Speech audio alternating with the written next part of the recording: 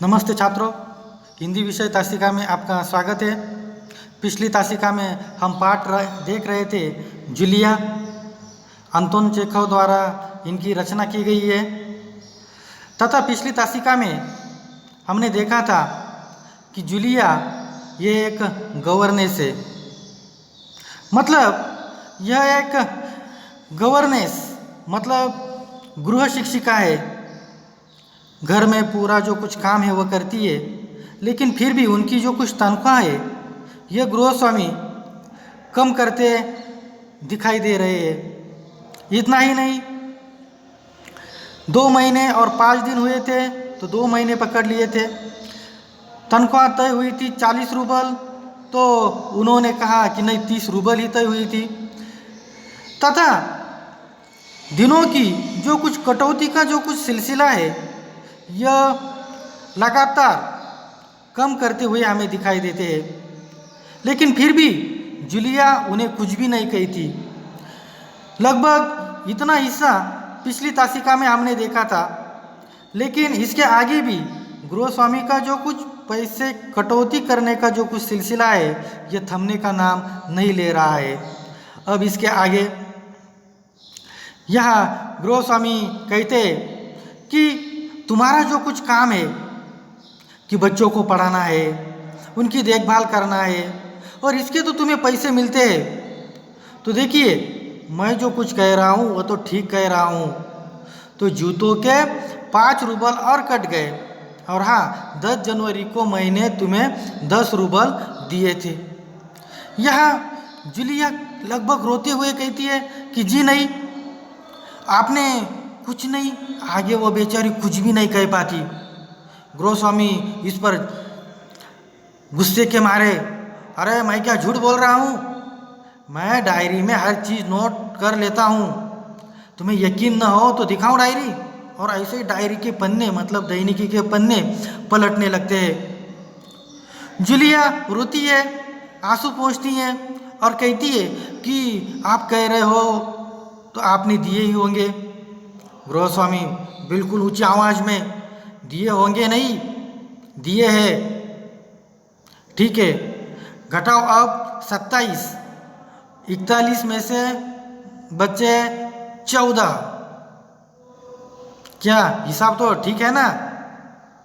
Julia आंसू पीती हुई कांपती आवाज में बोलती है कि मुझे अभी तक एक ही बार कुछ पैसे मिले थे, और वो मुझे मालकिन ने दिए थे सिर्फ 3 रूबल, ज़्यादा नहीं। इस पर गृहस्वामी बोले जैसे आसमान से गिरा हो, अच्छा, और इतनी बड़ी बात तुम्हारी मालकिन ने मुझे बताई तक नहीं। देखो, तुम न बताती तो हो जाता न अनर्थ। खैर, देर से ही सही, मैं इसे भी डायरी में नोट कर लेता हूँ। मतलब यहाँ देखिए, एक ही बार पैसे नहीं दिए थे, वो मालकिन ने सिर्फ उन्हें 3 रूबल दिए थे, ज़्यादा नहीं। यहाँ गृहस्वामी पैसों की कटौती करते जा रहे हैं, और ऊपर से यहाँ जूलिया ने सच बता दिया कि मुझे मालकिन ने सिर्फ 3 रूबल दिए थे।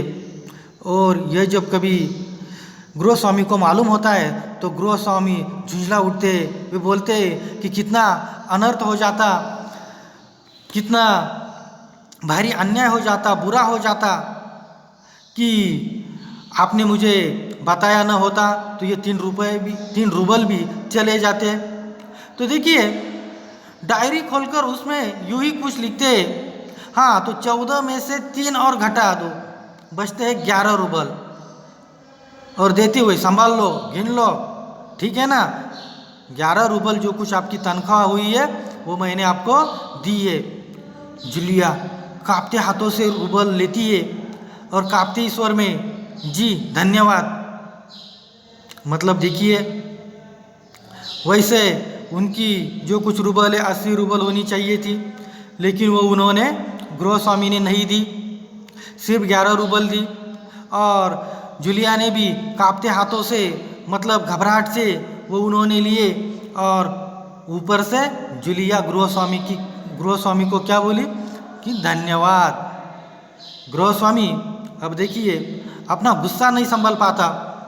ऊंचे स्वर में लगभग चिल्लाते हुए, तुम मुझे धन्यवाद दे रही हो जूलिया, जबकि तुम अच्छी तरह जानती हो कि मैंने तुम्हें ठग लिया है, तुम्हें धोखा दिया है, तुम्हारे पैसे हड़प लिए हैं और तुम इसके बावजूद मुझे धन्यवाद दे रही हो। गुस्से में आवाज़ गृहस्वामी की कांपने लगती है। इस पर जूलिया कहती है, जी हाँ मालिक, आपने मुझे 11 रूबल तनख्वाह दी, इसलिए मैं तो आपको धन्यवाद ही दूंगी। गृहस्वामी गुस्से के मारे में बोलने लगे, जी हाँ मालिक, जी हाँ मालिक, क्यों जी हाँ मालिक, ऐसा गृहस्वामी जूलिया को बोलते। इस पर जूलिया बोलती है और भयभीत स्वर में बोलती है कि क्योंकि इससे पहले मैंने जहाँ भी काम किया है उन लोगों ने मुझे कुछ भी पैसे नहीं दिए और आप तो मुझे कुछ न कुछ रुपए, कुछ न कुछ पैसे दे रहे हैं, इसलिए आपका धन्यवाद मानना मेरा तो फर्ज बनता है। गृहस्वामी क्रोध के कारण कांपते उत्तेजित स्वर में बोले, उन लोगों ने तुम्हें एक पैसा तक नहीं दिया जूलिया, मुझे ये बात जानकर जरा भी आश्चर्य नहीं हो रहा है। जूलिया, मुझे इस बात के लिए माफ़ कर देना कि मैंने तुम्हारे साथ एक छोटा सा क्रूर मजाक किया।